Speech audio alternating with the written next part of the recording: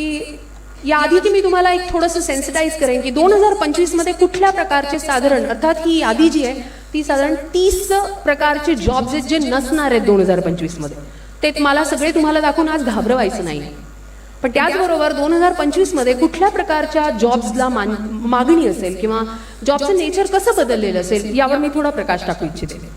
So आपण जर ही यादी थोडक्यात मी अगदी थोड्या शब्दात मांडली आहे. जर पाहिलं तर डेटा एंट्री क्लर्क्स म्हणजे आज जे कोणी डेटा एंट्री किंवा IT मध्ये जाऊ इच्छित आहेत, जिथे डेटा कलेक्शन होतं, डेटा एंट्री होतं, हे सगळं जाणार आहे. थोडक्यात मला जर तुम्हाला एक्झाम्पल द्यायचं झालंच तर तुम्हाला ॲमेझॉन माहिती आहे. ॲमेझॉन सगळ्यांना माहिती आहे, बरोबर. ॲमेझॉन काय करते? ॲमेझॉन एकतरी प्रॉडक्ट प्रोड्यूस करते का? नाही. मग काय करते? ती लोकांकडून प्रोडक्ट्स विकत घेते, त्यांच्या डिजिटल प्लॅटफॉर्मवर डिस्प्ले करते. तुमच्या आमच्यासारखे वेडे लोक गरज नसताना त्याच्यावर जाऊन शॉपिंग करतात आणि ते आपल्याला डिलिव्हर करते. खरंय, बरोबर. हे सगळे प्रॉडक्ट्स आपल्या ट्रॅडिशनल लॉजिस्टिक्समध्ये काय व्हायचं, वेअरहाऊसिंगमध्ये प्रॉडक्ट्स यायचे. आपल्याकडे मोठा मॅनपॉवर लागायचा, कारण प्रोडक्ट शिफ्ट करणे म्हणजे तुम्हाला जरी मेकॅनायझेशन झालं, तुम्हाला तिथे किती इन्स्ट्रुमेंट्स हाती आले तरी देखील तिथे तुम्हाला मॅनपॉवरची गरज लागायची. कारण प्रॉडक्ट आलं, बल्कमध्ये येणार, बल्क ब्रेक करायचा, पुन्हा रिपॅकेजिंग करायचं, लेबलिंग करायचं आणि त्याला योग्य जागेवर नेऊन सोडायचं. ॲमेझॉननी सगळ्यात अगोदर पहिली गोष्ट काय केली तर ॲमेझॉननी RFID टेक्नॉलॉजी आणली. RFID टेक्नॉलॉजीमुळे काय झालं की प्रॉडक्ट कुठेही जरी पडलेलं असेल तरी तुमचं मशीन एका कमांडवर लोकेट करू शकतं की ती कुठे आहे. ॲमेझॉननी सर्वात मोठं ऑटोमेशन केलं. प्रॉडक्ट मुवमेंट त्यांनी कन्व्हेयर्स त्यांच्या लॉजिस्टिक्समध्ये किंवा वेअरहाऊसेसमध्ये लावले जिथे माणसांची गरज नाही आहे. सो आज गंमत म्हणून सांगायला हरकत नाही, पण ॲमेझॉनचं एक मोठं वेअरहाऊस जे साधारण एका झोनला प्रॉडक्ट सप्लाय करत असेल that can be handheld by one single person. मग एक माणूस ते सगळं करू शकतोय का? ऑटोमेशन झालंय. म्हणजेच काय झालंय की आज तिथली त्या लोकांची नोकरी गेली आहे. म्हणजे मी म्हटलं की डेटा एंट्री क्लर्क. सो पूर्वी माझी गरज होती प्रॉडक्ट आणणे, त्याला डिस्मॅन्टल करणे, छोटे पॅकेजिंग करणे, लेबलिंग करणे आणि स्टोअर करणे. हे माझं काइंड ऑफ डेटा एंट्री होतं. ते जॉब्स गेले आहेत, बरोबर. Second type of jobs is accounting payroll clerks. मला माहिती नाही इथे किती मॅनेजमेंटचे विद्यार्थी आहेत, पण तुमच्यापैकी काही जण स्वतःचा व्यवसाय निश्चित उभारू इच्छित असणार आहेत. काही मॅनेजमेंटचे असले तर त्यांना HR या फंक्शनकडे जायचं असेल. बेसिकली HR फंक्शनचं काय काम आहे हो? तुमच्या फॅक्टरीमध्ये किती लोक काम करतात, कधीपासून करतात, कोण वेळेवर आला, कोण नाही आला, कोणाला किती पगार द्यायचा, पॉलिसीज वगैरे सगळं. आज पूर्वी असं असायचं की साधारण दर 200 माणसांमागे एक व्यक्ती HRचा लागायचा, कारण ते सगळे लोकल एम्प्लॉईज असायचे. बिकॉज ऑफ ग्लोबलायझेशन आज माझ्या एका कंपनीमध्ये एका वेळेला रिगार्डलेस ऑफ टाइम झोन 1000 आणि लाखो लोक काम करतात. आज इंडस्ट्रीचं साधंसं मापदंड आहे की जर माझ्याकडे 10 ते 15,000 एम्प्लॉई असतील तरच मला एक माणूस लागेल HRचा. अकाउंटन्सी, पेरोल, पगार, सुट्ट्या, आला गेला, प्रमोशन, अप्रेझल्स सगळ्या गोष्टी ऑटोमेट झाल्या. तिसरं म्हणजे ॲडमिनिस्ट्रेटिव्ह स्टाफ आणि सेक्रेटरी. किती लोकांच्या हातात आयफोन आहे? Just raise your hands. म्हणजे मला तितकंसं कळणार नाही आहे, पण आयफोन किती लोकांकडे आहे? नसेल. आयफोनमध्ये सिरी आहे? आहे. ॲमेझॉनची कोण आहे तशीच? ॲलेक्सा. मायक्रोसॉफ्टची कोण आहे? कॉर्टाना, बरोबर. तुम्ही जाहिरात पाहता, आपण या सगळ्या जाहिराती पाहतो पण आपण त्याला तितकं सिरियसली लक्ष देत नाही. आज मला कुठलीही गोष्ट शोधायची असेल तर मी गुगल करते, हे सिरी म्हटलं की सिरी माझ्या प्रश्नांना उत्तर देते. ॲलेक्साला तुम्ही कुठलीही माहिती विचारा, ॲलेक्सा सांगते. नुसती माहिती सांगायची नाही आहे तर ॲलेक्सा मला उद्या रिमाइंड कर, मला एक मीटिंग आहे, परवा मला हे डॉक्युमेंट सबमिट करायचं आहे, तेरवा मला हप्ता भरायचा आहे. हे झालं वैयक्तिक स्तरावर या सगळ्या टेक्नॉलॉजीज आपल्याला कशा मदत करतायत. यांचंच लार्जर व्हर्जन जर मी म्हटलं तर it will replace the administrative staffs of the organisation. So तुम्हाला आज सेक्रेटरीची गरज पडणार नाही. तुम्ही कुठल्याही ऑफिसमध्ये जा, जर ॲडव्हान्स्ड ऑफिसमध्ये जर गेलाच, कम्प्लीट ऑफिस ऑटोमेशन जर झालं असेल तर तुम्ही the moment you land up in the office तुम्हाला AI artificial intelligence through welcome केलं जातं. तुम्हाला ड्रिंक्स आणि कोल्ड ड्रिंक्स, पाणी जे काही आहे ते तुम्हाला सर्व केलं जातं. तुम्हाला कोणाला भेटायचं आहे, ज्यांना भेटायचं आहे त्यांना ऑटोमॅटिकली मेसेज जातो. तुम्हाला अजून काही माहिती असेल तर तिथे स्क्रीन्स लावलेले असतात. You can know more about the organisation. काही क्वेरी, अगदी वॉशरूम कुठे आहे म्हटलं जरी विचारलं तरी ते आर्टिफिशियल इंटेलिजन्स थ्रू तुम्हाला माहिती मिळते. म्हणजे आपण काय म्हणतोय की ॲडमिनिस्ट्रेटिव्ह स्टाफ आणि सेक्रेटेरिएट्स या लेवलचे किंवा या प्रकारचे तत्सम जॉब्स नाहीसे होणार आहेत. त्यानंतर कुठले होणार आहेत? असेंब्ली आणि फॅक्टरी. आपल्या सर्वांनाच माहिती असेल की manufacturing line is deploying the least number of people in their organizations. म्हणजे मॅन्युफॅक्चरिंग किंवा असेंब्ली या सर्व स्तरामध्ये व्यक्तिशः काम करण्याचं प्रमाण अगदी शून्य झालं आहे. अगदी तुम्हाला हाऊस असेल किंवा सरांनी सांगितलं की तुम्ही व्हॉट्सॲप जनरेशन आहात किंवा मोबाईल जनरेशन आहात. एक टेड टॉक्स, कदाचित तुम्हाला लोकांना माहिती असेल, नसेल तर निश्चित माहिती करून घ्या. टेड टॉक्स या नावाने एक ॲप आहे. टेड टॉक्सवर जगामध्ये कुठलीही जे काही नवीन आपल्याला ज्ञान मिळतं, नवीन रिसर्च होतो, त्याच्यावर जाऊन लोक एक 5 ते 10 मिनिटाची इन्फॉर्मेशन शेअर करतात. टेड टॉकवर जायचं आहे आणि आर्टिफिशियल इंटेलिजन्सबद्दल एक छोटासा व्हिडिओ आहे, अनेक मिळतील त्यातले, तुम्ही ते निश्चित बघा. तर तुम्हाला आणि मला आज आर्टिफिशियल इंटेलिजन्स माहिती आहे, जेव्हा की आर्टिफिशियल इंटेलिजन्सची खरी सुरुवात 1992मध्ये झाली, जेव्हा लोकांनी प्रेझेंटेशन्स मायक्रोसॉफ्टला दिले, त्यावेळेचं टेड टॉकचं ते आर्टिफिशियल इंटेलिजन्सचं लेक्चर जगभरामध्ये प्रचंड गाजलं होतं. साल किती? 1992. आणि आज आपण फार अगदी ट्यूट्यू करतोय आर्टिफिशियल इंटेलिजन्स. भारत खूप मागे आहे. आपल्यापर्यंत तंत्रज्ञान पोचायला वेळ लागतोय, पण आपण ते अडॉप्ट निश्चित करतोय, पण ते तंत्रज्ञान कुठेतरी आपल्याला अफेक्ट करणार आहे. सो मी काय म्हणलंय, असेंब्ली आणि फॅक्टरी हे जॉब्स आपले निघून जाणार आहेत. त्याचबरोबर ऑडिटर्स, कॉमर्स वगैरे या क्षेत्रातले जर विद्यार्थी असतील तर ऑडिटिंगचे जॉब नाहीसे होतील, कारण सॉफ्टवेअर हे ऑडिट करतील. Software themselves will be so stringent की त्याच्यात तुम्हाला मॅनिप्युलेशन करता येणार नाही. आज किती कंपन्या आहेत ज्या कागद वहीवर त्यांचा पूर्ण वित्तीय लेखाजोखा मांडतात? माझ्या माहितीनुसार 0, कारण तुम्हाला GST ऑनलाईन भरायचा असतो. So almost 99% of the organisations in India, सगळ्यांकडे आज कम्प्युटरायझेशन झालंय. त्याचबरोबर तुम्ही ऐकलं असेल बिटकॉईन्स. बिटकॉईनबद्दल ऐकलंय? बरोबर. बिटकॉईन कुठल्या तंत्रज्ञानावर चालतं? बिटकॉईन कशावर चालतं?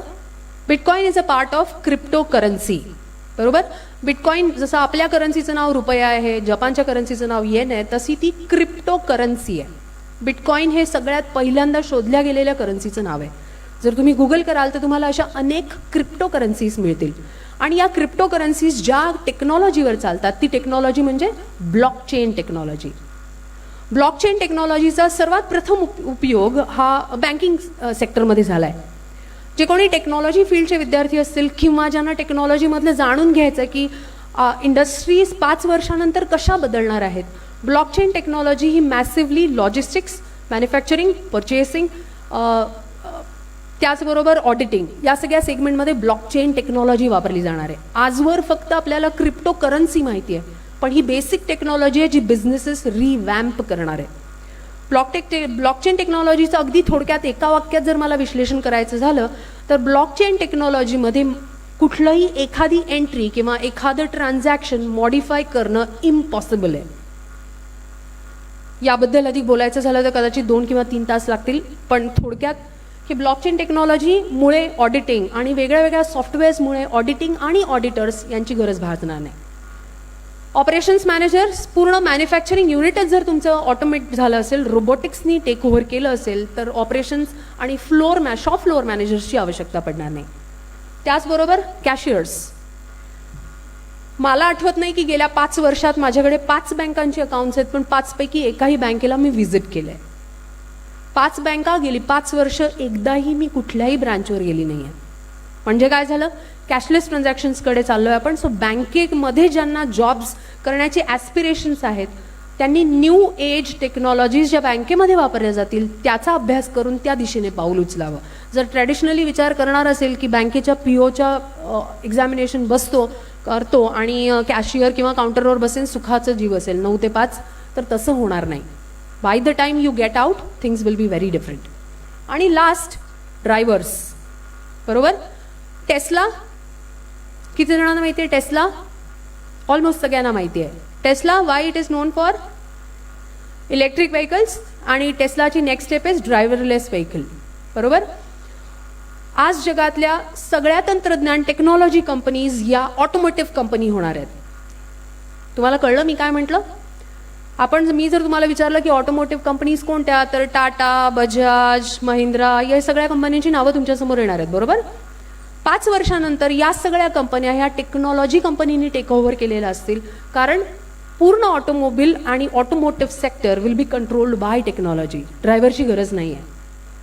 टेस्लाने ऑलरेडी टेस्टिंग करून झालंय ड्रायव्हरलेस कॅब्सचं. भारत अजून तितका मच्युअर झाला नाही, हा दुसरा भाग आहे, पण हळूहळू आपण त्या दिशेने पाऊल टाकतोय. नेक्स्ट, मग मी जर म्हटलं की 2025 मध्ये कुठल्या प्रकारच्या नोकऱ्या तुम्हाला दिल्या जातील किंवा तुम्ही करायला, नोकऱ्याच जर नाही मी म्हटलं, तुम्हाला कुठल्या प्रकारचे व्यवसाय करायला आवडेल किंवा तुम्ही त्याचा विचार करायला पाहिजे. परत मी जाते, सोफिस्टिकेटेड जो जोक मी तुम्हाला सांगितला, agricultural industry is going to be one of the booming industry by 2025. याचं सगळ्यात मोठं कारण आहे किती लोक ऑर्गॅनिक प्रॉडक्ट्सची मागणी. आज आपण नगर जिल्ह्यातले तुमच्यातले काही शेतकरी निश्चित असू शकतील. आज ऑर्गॅनिक प्रॉडक्टचं फॅड म्हणूयात थोडा काळ, पण ऑर्गॅनिक प्रॉडक्टचं जे पेव फुटलंय त्याला तुम्ही कसं ॲड्रेस करणार. याचा अर्थ जर माझ्यासाठी फ्रॉम अ बिझनेस पर्स्पेक्टिव्ह जर ऑर्गॅनिक प्रॉडक्ट्स ही एक मोठी मार्केट उपलब्ध होणार असेल, तर त्याच्या बॅकएंडला ऑर्गॅनिक प्रॉडक्ट्स मॅन्युफॅक्चर झाली पाहिजेत. ती योग्य रीतीने मॅन्युफॅक्चर झाली पाहिजे, ती योग्य मार्केटमध्ये योग्य प्राईसला योग्य प्रतीमध्ये अवेलेबल झाली पाहिजे. म्हणजे मी काय म्हणते की ॲग्रिकल्चरल आणि फार्मिंग कम्युनिटी ही सर्वात मोठी कम्युनिटी 2025 मध्ये तुमच्यासाठी ओपन होणार आहे. रिटेल आणि अदर सेल्स रिप्रेझेंटेटिव्स. रिटेलचं मी तुम्हाला एक एक्झाम्पल सांगते. ऑस्ट्रेलियामध्ये कूल्स अँड वुलीज नावाचे, जसं आपल्याकडे बिग बाजार्स आहेत, पॅन्टलून्स आहेत, सेंट्रल्स आहेत, त्याप्रमाणे ऑस्ट्रेलियामध्ये कूल्स अँड वुलीज नावाचे चेन ऑफ रिटेल आउटलेट्स आहेत. तुम्हाला त्यांचं फंक्शन निश्चित ऐकून घ्यायला आवडेल की किती टेक्नॉलॉजी पुढे गेली आहे. मी जर 25 किलोमीटर अलीकडे असेल माझ्या रिटेल आउटलेटच्या, आणि मला असं आहे की आज मला या 10 गोष्टी घ्यायच्या आहेत, माझ्याकडे माझ्या रिटेल आउटलेटचं ॲप आहे, त्याच्यावर त्या 10 गोष्टींची ऑर्डर मी करून ठेवते. 25 किलोमीटर अलीकडे असताना मला मेसेज येतो की तुम्ही ऑर्डर केलेल्या 10 गोष्टींपैकी आमच्या स्टॉकमध्ये 8 आहेत, 2 नाही आहेत. 2 गोष्टी पुढच्या रिटेल आउटलेटवर आहेत ज्या तुमच्या रोजच्या रस्त्यावर पडतात. मी रिटेल आउटलेटच्या क्लोज जाईपर्यंत मला रिक्वायर्ड प्रॉडक्ट्स माझ्या स्पेसिफिकेशनमध्ये, सायझेसमध्ये, क्वांटिटीमध्ये पॅक करून, जसं आपण मॅकडॉनल्ड्सला जातो आणि take and go kind of, की तुम्ही ड्राईव्ह करताय, पॅकेट उचलताय आणि मूव्ह करताय. हे का झालं आहे? कारण आपल्याला रिटेल आउटलेटमध्ये जरी जायचं असलं तरी बिलिंग काउंटर्स ही सगळ्यात मोठा एक चॅलेंज झाला आहे. म्हणजे काय झालं की आज टेक्नॉलॉजीला माहिती आहे की तुमचा बाईंग पॅटर्न तुम्हाला किती लागणार आहे, कुठे लागणार आहे, ते कुठे अवेलेबल असेल, आणि बिलिंग माझ्या ऑटोमॅटिकली अकाउंटमधून होत आहे. मग रिटेल सेक्टरमध्ये कुठल्या प्रकारचे जॉब्स राहतील? तर front end consumer dealing jobs राहतील. मी आज सकाळीच एक वर्ल्ड इकॉनॉमिक फोरमचा व्हिडिओ बघत होते आणि त्यांनी म्हणजे साधारण माझं अटेन्शन सर्टनली कॅच केलं. सो तो व्हिडिओ सांगत होता की artificial intelligence, machine learning, deep learning आणि अल्गोरिदम्स, जरी आपल्याला भय वाटत असलं की या सगळ्या गोष्टी आपले जॉब्स घेऊन जाणार आहेत, ते आपलं माणूस पण घेऊन जाऊ शकत नाहीत. म्हणजे काय की माणसाला माणसाशी बोललं पाहिजे. So wherever people to people kind of jobs are there, ते सगळे तसेच राहणार आहेत. म्हणून तिसरं मी एक्झाम्पल दिलं की care giving. Again I am going back to dividend. आज जपानचं उदाहरण दिलं जातं किंवा परदेशात आपण गेलो की आपल्याला चकचकीत गोष्टी फार आवडतात. पण आज जर आपण पॉप्युलेशनचं डिव्हिजन जर बघितलं तर आपल्याकडे एजिंग पॉप्युलेशन आपल्यापेक्षा परदेशात जास्त आहे आणि भविष्यात आपल्याकडेही येणार आहे. त्यामुळे care giving, medical services and paramedical services ही सेक्टर्स ही मोठ्या प्रमाणात बूम होणार आहे. त्याचबरोबर social intelligence and social medias. प्रत्येकाला आपली लाईक, आपलं पोस्ट करायला आवडतं. म्हणजे मला थोडंसं कुतूहल वाटतं की तुम्ही हॉटेलमध्ये गेल्यानंतर, डिश ऑर्डर केल्यानंतर चाखून बघायच्या आधी फोटो काढायचा, फेसबुकवर टाकायचा, 4 लाईक आल्याशिवाय ती प्लेट थंड होऊन जाते. या कल्चरमध्ये तुम्ही वाढताय, हरकत नाही. तुमची नेटिझन्स तुम्हाला म्हटलं जातं, तुम्ही या कल्चरमध्ये असाल तर तुमच्यातले काही ब्रेनी लोक सोशल मीडिया इंटेलिजन्समध्ये काम करू शकतात. त्यानंतर आहे ड्रोन ऑपरेटर्स. आज आपल्याकडे ड्रोन ही संकल्पना फक्त ज्या इंजिनिअरिंग कॉलेजेसमध्ये रोबोटिक्स घडवलं जातं तिथे निरनिराळे विद्यार्थी येतात, ड्रोन्सचं असेंब्ली करतात आणि त्याची प्रात्यक्षिकं दाखवतात. प्रत्यक्षात जगामध्ये ड्रोन्सचा वावर हा अतिशय पुढे गेला आहे. आज ड्रोन्स ह्या टॅक्सी फॉर्ममध्ये सुद्धा अवेलेबल आहेत. म्हणजे ॲमेझॉन त्यांचे प्रॉडक्ट डिलिव्हरी जरी ड्रोन्स थ्रू करत असलं तरी आज मला टॅक्सी हवी असेल आणि रोड कंजेशन अवॉइड करायचं असेल, I can go for a drone taxi, right. मग आता ही ऑपरेट करायला वेल इंटेलिजंट टास्क फोर्स लागणार आहे, ज्या प्रकारचे जॉब्स तुमच्याकडे असतील. न्यू एज प्रिंटर्स, तुम्ही सगळ्यांनी 3D प्रिंटर्स ऐकले असतील. So 3D printers physical non living product manufacturing, म्हणजे निर्जीव वस्तू बनवण्यापासून सजीव मेडिकल तुमचे ऑर्गन मॅन्युफॅक्चरिंगपर्यंत 3D प्रिंटर्स ॲडव्हान्स झाले आहेत. त्यामुळे 3D प्रिंटिंग टेक्नॉलॉजी, सो जसं मी म्हटलं की physical products and biomedical industry. So 3D printing टेक्नॉलॉजीकडे बायोमेडिकल इंडस्ट्री खूप एक्सपेक्टेशन्सनी पाहते आहे.